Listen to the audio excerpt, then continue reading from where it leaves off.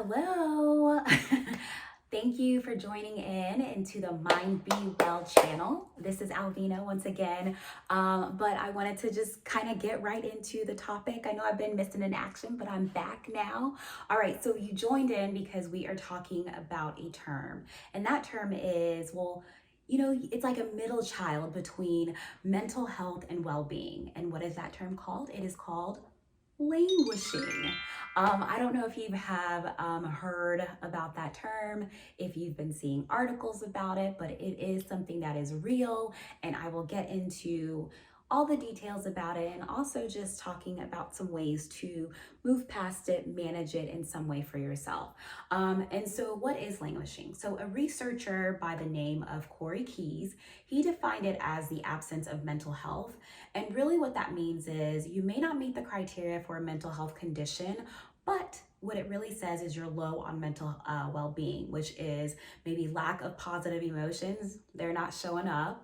Also, just you're finding it hard to make adjustments in the midst of stressful moments.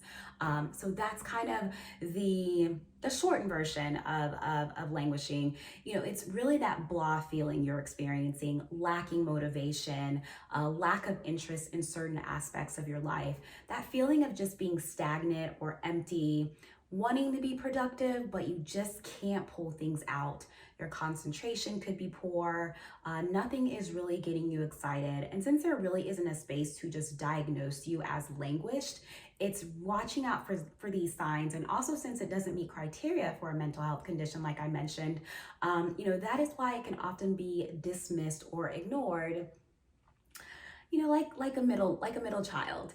um it may not seem as intense, but you have to hold on a second. Even though it's not as intense, I think it still requires some attention from you, because if the symptoms and signs are left to just be and you're just kind of still experiencing them, the risk factors of developing a mental health diagnosis increases.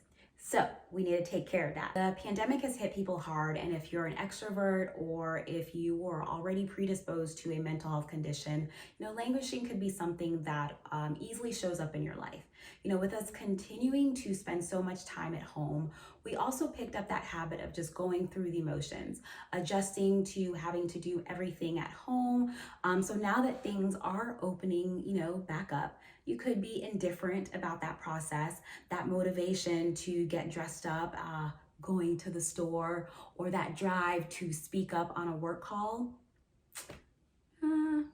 It's not there. So to get you out of that feeling of languishing, we need to move towards something called flourishing, which is basically the opposite. It's on the other side of the spectrum. And so when you hear about flourishing, it really is about the presence of a mental health in a way that shows you being high in mental well-being. You're able to do the things that make you happy. You are prioritizing time for yourself and also others you care about. You're creating goals at a personal level and also at a professional level. Your belief system is intact and you're able to push through obstacles. It may, like certain things may get you down, but not to the point where you feel like you can't create new paths for yourself in life. So, are you trying to get into that space of flourishing? You could just ask me and I can, I thought you would never ask. All right, so one thing I suggest is getting into flow. And let me see if I have my book.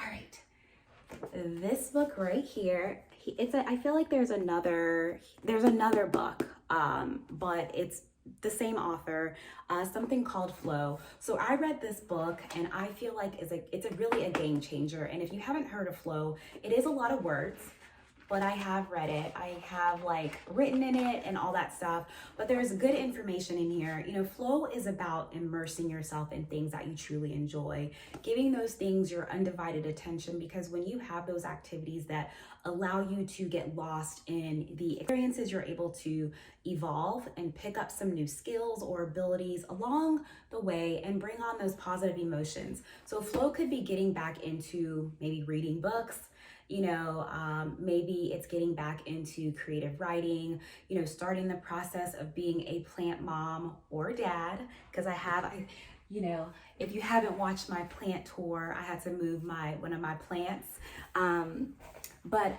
So being able to do that, refining your skills as a cook, whatever it is, it's finding something that really helps take your mind off of the chaos going on, and also building on that. Okay, so that's number one. Number two is you have to try and make an effort to get back to your basic needs. Like, make sure those things are being met. Track it. I think that's important to really boost some of that motivation. Your phone, a watch, a bullet journal can help in this process. Really set those small goals for yourself and find joy in these moments. Oh, you walked 5 steps, then the day before, high five. Or maybe you got up and you were able to make breakfast, every day this past week. Okay, like, you need to celebrate that and create a jar of wins. If I had one, you could see what it looks like, label it, and actually write in like every small win that you have, and put it in this jar. Create post-it notes and post them up somewhere, for you to see, like, these things are happening. Journal about it at the end of each day, but just keep things going, because that is what is needed at this point if you are feeling that languish is showing up. All right, the next thing, it is a little bit of a boring tidbit, but I think it's needed, it's necessary. So the next thing is assess what you're missing. I know at times having to reflect on our lives can either motivate you or keep you stagnant and not knowing where to start. You won't know what you're missing until you start being real with yourself. And so focusing on 4 areas, I want you to focus on these 4 areas: leisure, work and education, personal growth and health, and also relationships. So with all of these, what do you need in these areas? What do you want more of? Why isn't this particular area or thing showing up in your life, and how do you get there? Which is the simplest area to start with, and what does that first step look like? Yeah, and let me know if this is something that you implement. I always like hearing comments about if you thought anything was helpful. So if you do implement these, go ahead and leave a comment.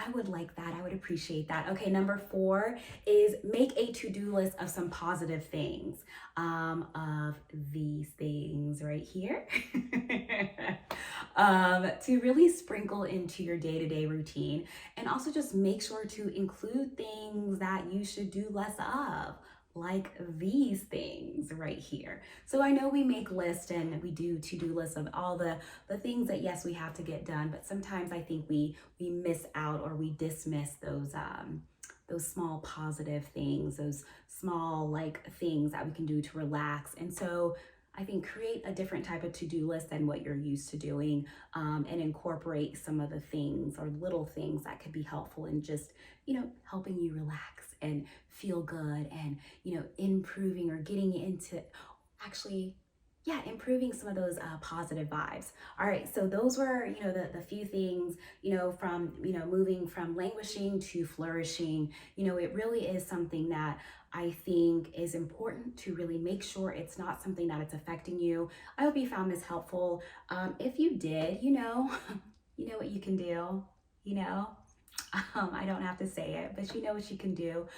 I would really appreciate it. Thank you for tuning in again, and I will see you later.